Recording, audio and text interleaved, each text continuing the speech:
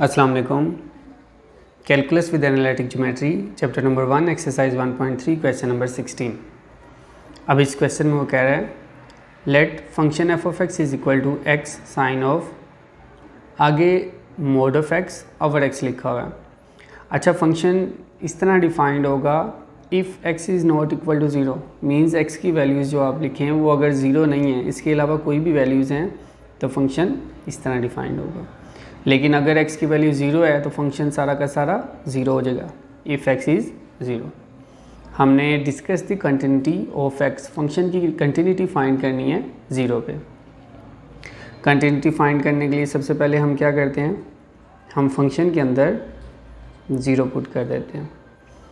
अब function if x is zero, देखें x की जगह पे हमने ज़ीरो लिख दिया ना, यहाँ पे ज़ीरो आ गया, इसका मतलब x इज़ ज़ीरो तो फंक्शन क्या हो जाएगा ज़ीरो। अब हम फाइंड करते हैं इसकी लिमिट। लिमिट के लिए सबसे पहले हम लेफ़्ट लिमिट फाइंड करेंगे।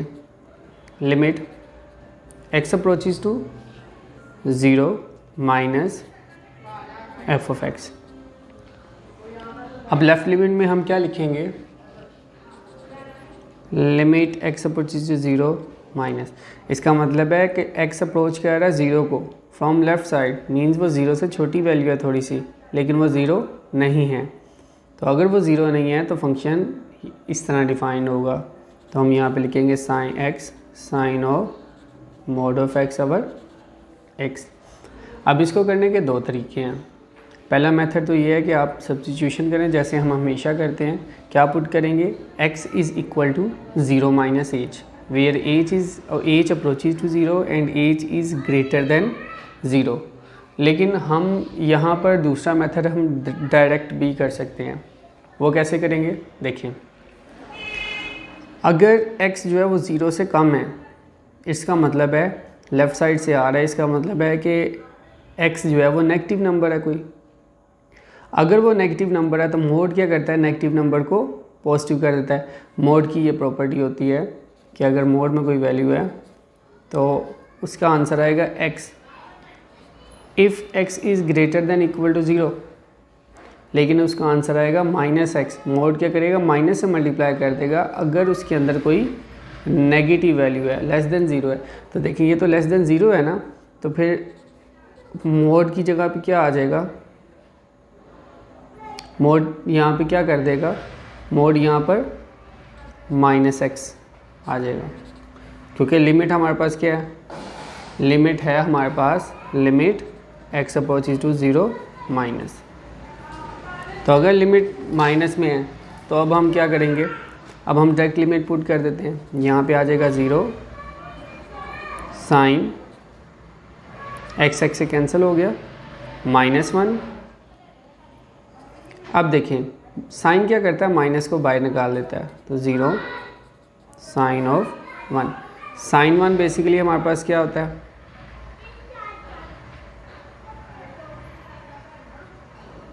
साइन वन का कोई एक आंसर आएगा, लेकिन जो भी आंसर आएगा वो आंसर वन माइनस वन और वन के दरमियान लाए। अब देखें ये पूरी वैल्यू साइन वन का जो भी आंसर आएगा ज़ीरो से मल्टीप्लाई होकर पूरा का पूरा आंसर क्या हो जाएगा ज़ीरो। तो माइनस लिखे या ना लिखे कोई फ़र्क नहीं पड़ता, ज़ीरो पॉजिटिव होता है। तो देखें लेफ़्ट लिमिट फाइंड कर ली। इसी तरह हम राइट लिमिट फाइंड करेंगे।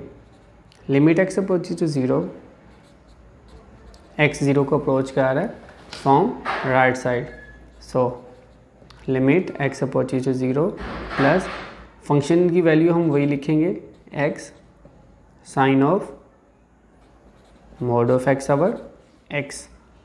अब देखिए x जो है वो ज़ीरो को अप्रोच कर रहा है बट फ्रॉम राइट साइड, इसका मतलब x की वैल्यू है वो 0.0001 होगी, यानी कि ज़ीरो से तो बड़ी वैल्यू होगी ना, बेशक वो बहुत कम वैल्यू है लेकिन ज़ीरो से बड़ी है।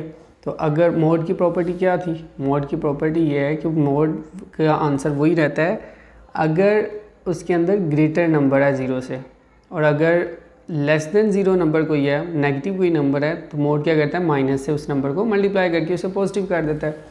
तो अब यहाँ पे ये जो x है ये तो पॉजिटिव होगा, तो यहाँ पे हम डायरेक्ट लिखेंगे x approaches to zero plus x as it is. Mod यहाँ पे ख़त्म करेंगे तो हमारे पास क्या आएगा, plus x over x, x x से कैंसिल हो गया, लिमिट अप्लाई कर देते हैं, 0 sin 1।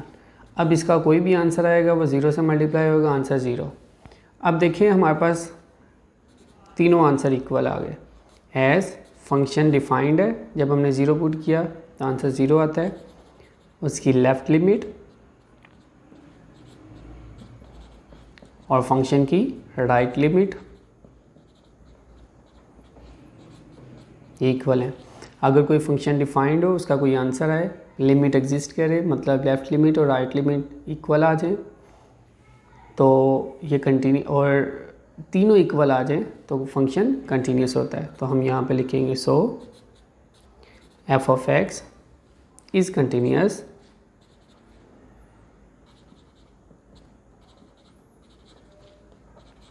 Eight x is equal to 0। ये हमने इसको सॉल्व कर दिया। अब क्वेश्चन नंबर 17 है। इस क्वेश्चन में वो कह रहा है, क्वेश्चन की स्टेटमेंट है, स्टेटमेंट ये है कि find C such that the function F of x. अब हमने सी की वैल्यू फाइंड करनी है और फंक्शन दिया हुआ है इस फॉर्म में, मतलब अगर x की वैल्यू 1 से लेस है और 0 से ग्रेटर है, ये 0 के इक्वल है, इनके दरमियान कोई भी हमारे पास अगर वैल्यू आती है 0 के equal, greater than 0 but less than 1, तो हमारे पास फंक्शन इस तरह डिफाइंड होगा। फंक्शन की वैल्यू ये लिखेंगे। लेकिन अगर x इज़ इक्वल टू 1 आ जाए तो फंक्शन c के इक्वल होगा। अब हमने c फाइंड करना है। कह रहा है is continuous for all x belongs to 0 1। अब कह रहा है ये जो फंक्शन है ये तमाम वैल्यूज़ 0 से 1 तक तमाम वैल्यूज़ के लिए कंटिन्यूस है। 0 पे भी कंटिन्यूस है, 1 पे भी कंटिन्यूस है, और इनके दरमियान जितनी भी वैल्यूज़ हैं उन तमाम रियल वैल्यूज़ के लिए ये फंक्शन कंटिन्यूस है। हमने c फाइंड करना है। अगर हम फंक्शन में देखें x इज़ इक्वल टू 1 लिखा हुआ है और x इज़ लेस देन 1 लिखा हुआ है, मीन्स 1 पर फंक्शन 1 पर हम फंक्शन की वैल्यू फाइंड कर सकते हैं और हम लेफ़्ट हैंड लिमिट फाइंड कर सकते हैं। लेस देन 1 है ना, लेस देन 1 मतलब 1 को लेफ़्ट साइड से जब अप्रोच करेगा x तो हम ये वैल्यू पुट कर सकते हैं। तो हम सबसे पहले इसके लिए क्या लिखेंगे, हम यहाँ पर लिखेंगे as given function f of x is continuous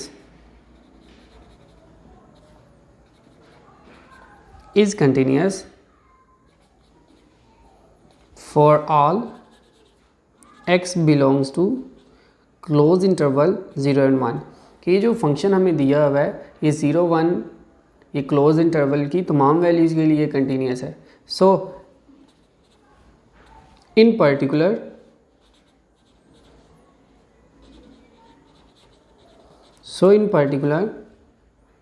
f is continuous